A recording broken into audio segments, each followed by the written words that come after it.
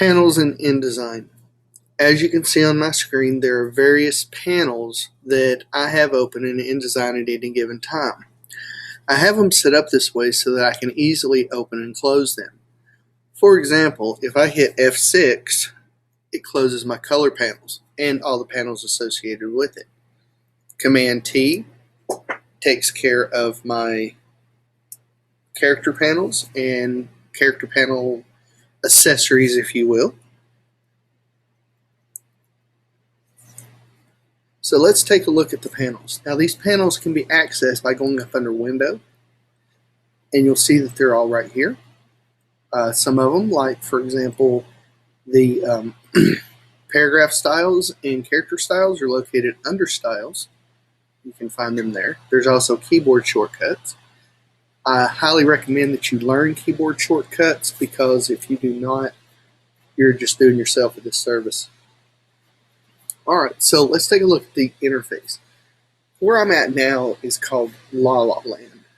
Now, La La Land basically is where you can set up your panel, set up everything that you want in InDesign, and it will save for every document you create after that. For example, I choose Garamond Premiere Pro as my font of choice, and whenever it opens, these are the settings that I want for a new document. Same with paragraph. I've got hyphenate on. I've set up some styles that will be in every single document. Doesn't mean I can't add more styles, but these styles exist. I use Pantone 188, and I may throw a few other colors in here. Pantone 188 happens to be Desert Mountains color for maroon. So I have that set up to where it automatically goes in. I don't have to search for it. I don't have to create it.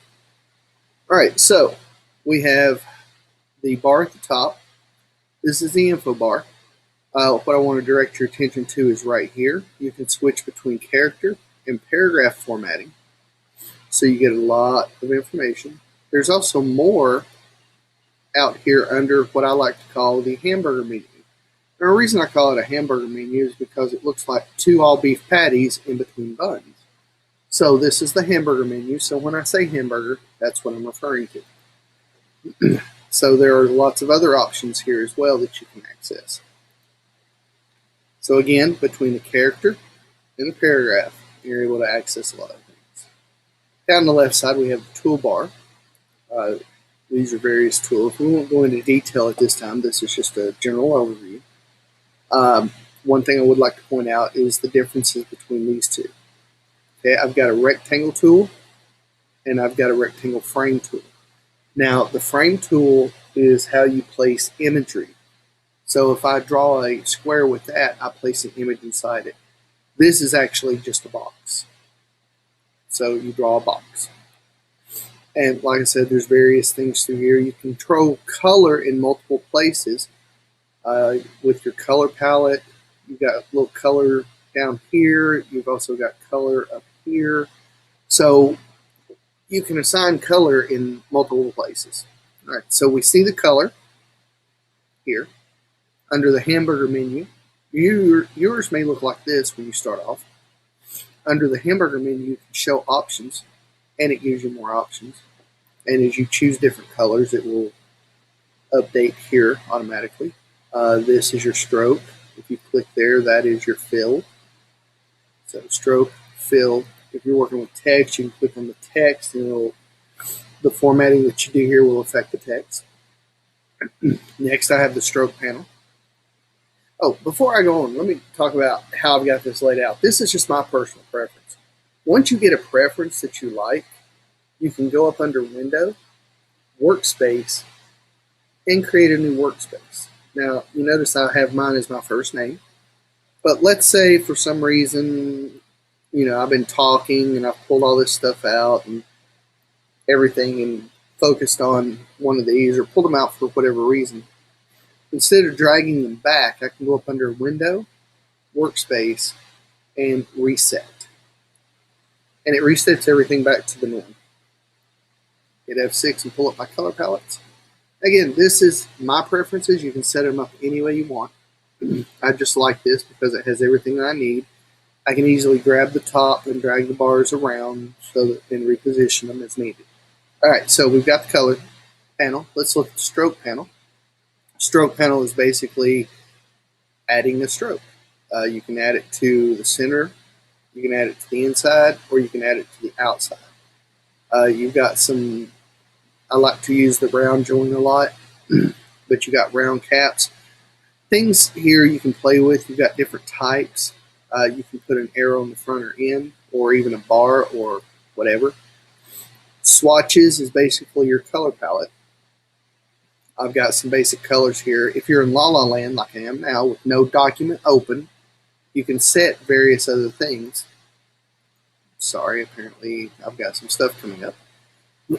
You can set, whatever Pantone colors you work with the most here. Gradient tool, gradient panel. Over here I've got my character panel. Now again, your character panel, when you first open it, may just look like this. You're missing some options. I always go up under the hamburger and show options. And under the hamburger, I also have things like all caps, small caps, superscript. So always check out your hamburger menu. Paragraph. So this controls characters, individual characters or selected characters. This panel controls entire paragraphs. And again, you've got stuff under the hamburger that you can work with. Here's paragraph styles. I've got adjacent to this object styles, which I don't use as much, but if I have an object that I want to use over and over again, I create an object style. Again, up under the hamburger, tons of options. Character styles, text wrap. This defines how I wrap around the text. Pages, I've got multiple pages in the document. They show up here. Layers, if I'm using layers. Links, what this is actually links to the stuff that you've placed. For example, I've got a graphic. It has a list of all the graphics I have in my document here, and I click on them and I can get information about the documents here, including effective PPI, which is the most important thing that you will look at in the link info. I recommend an effective PPI of 150 or greater for really good print. 200 or greater would be awesome, and if you can get above 300, you're in good hands. 150 you can get away with, and it still turns out okay. But the higher the resolution, of course, the better the look. So anyway, that is an overview of the panels in InDesign. If you have any questions, do not hesitate to ask.